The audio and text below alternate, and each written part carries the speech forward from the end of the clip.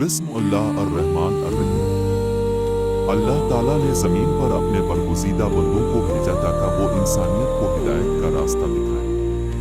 انہی برگزیدہ ہستیوں میں سے ایک عظیم نبی حضرت داؤد علیہ السلام ہیں، جنہیں اللہ نے نہ صرف نبوت کا شرف عطا فرمایا بلکہ ایک شاندار بادشاہت، بے مثال دل، فہم و فراست اور دنیا کی منفرد ترین آواز بھی بخشی۔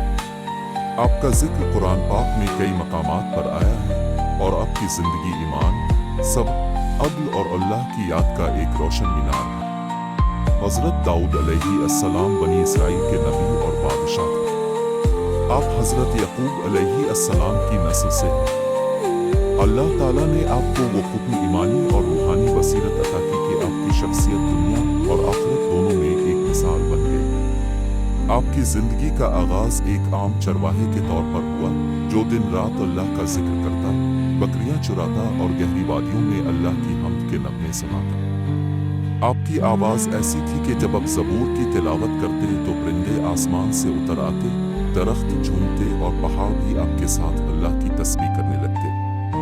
آپ کے زمانے میں بنی اسرائیل کا ایک بہت بڑا دشمن جالوت تھا، جو نہایت طاقتور اور بے رحم بادشاہ تھا۔ وہ اپنی فوج کے ساتھ بنی اسرائیل پر ظلم ڈھاتا اور ان کے دلوں میں خوف پیدا کر دیتا۔ بنی اسرائیل کے لوگ اس کے نام سے لرز جاتے تھے۔ ایک دن اللہ نے فیصلہ فرمایا کہ اس غرور و تکبر کو توڑنے کے لیے ایک نوجوان کو آگے بڑھائے۔ جب جالوت اور بنی اسرائیل کی فوجوں کا مقابلہ ہوا تو حضرت داؤد علیہ السلام، جو اس وقت نہ کوئی بڑے کمانڈر تھے نہ ہی کوئی مشہور سپاہی، صرف ایمان اور اللہ پر بھروسہ لے کر آگے بڑھے۔ آپ کے ہاتھ میں صرف ایک کوپے اور چند پتھر تھے، لیکن دل میں توکل ایسا کہ پہاڑ بھی ہل جائے۔ آپ نے اللہ کا نام لے کر ایک پتھر پھینکا، جو سیدھا جالوت کے ماتھے پر لگا اور وہ وہیں گر کر مر گیا۔ یہ دن حضرت داؤد علیہ السلام کی زندگی کا ایک عظیم موڑ تھا، جب اللہ نے آپ کو عزت اور کامیابی عطا فرمائی۔ بنی اسرائیل نے آپ کو اپنا ہیرو مانا اور وقت گزرنے کے ساتھ آپ ان کے بادشاہ بن گئے۔ بادشاہ بننے کے بعد بھی آپ کا دل اللہ کے ذکر سے غافل نہ ہوا۔ آپ کی سلطنت عدل و انصاف کی مثال بن گئی۔ کہا جاتا ہے کہ آپ کے فیصلے اتنے عادلانہ ہوتے کہ لوگ آپ کو اللہ کا خلیفہ کہتے۔ اللہ نے آپ کو زبور عطا کی، جس میں نصیحتیں، دعائیں اور اللہ کی حمد و ثنا بھری ہوئی ہے۔ اب دن میں ایک تہائی وقت عبادت میں، ایک تہائی حکومت کے کاموں میں اور ایک تہائی وقت محنت مزدوری میں گزارتے۔ اللہ نے آپ کو لوہے کو نرم کرنے کا معجزہ عطا فرمایا۔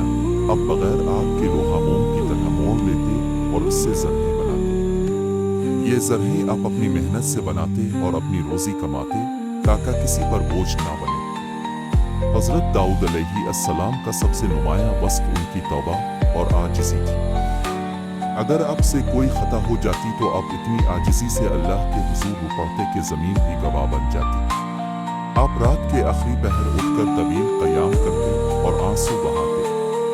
آپ کا روزہ بھی انوکھا تھا، ایک دن روزہ رکھتے اور ایک دن افطار کرتے اور اسی کو روز داؤدی کہا جاتا ہے۔ آپ کی زندگی نے ہمیں یہ سکھایا کہ ایمان اور توکل کے سامنے دنیا کی سب سے بڑی طاقتیں بھی ہیج ہیں۔ ایک چرواہا جس کے پاس نہ فوج تھی نہ اسلحہ، جب اللہ پر بھروسہ کرتا ہے تو بڑے بڑے جابر بادشاہ بھی مٹ جاتے ہیں۔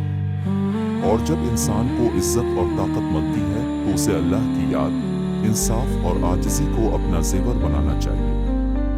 حضرت داؤد علیہ السلام کی وفات بھی ایمان اور اللہ کی یاد کے ساتھ ہوئی۔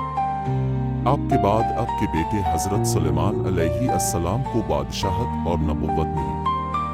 حضرت داؤد علیہ السلام کا ذکر آج بھی ہمیں دعوت دیتا ہے کہ ہم اپنے دل کو اللہ کی یاد سے زندہ رکھیں، ظلم کے خلاف ڈٹ جائیں اور کامیابی ملنے کے بعد بھی عاجزی اختیار کریں، کیونکہ عزت اور بادشاہت صرف اللہ کے ہاتھ میں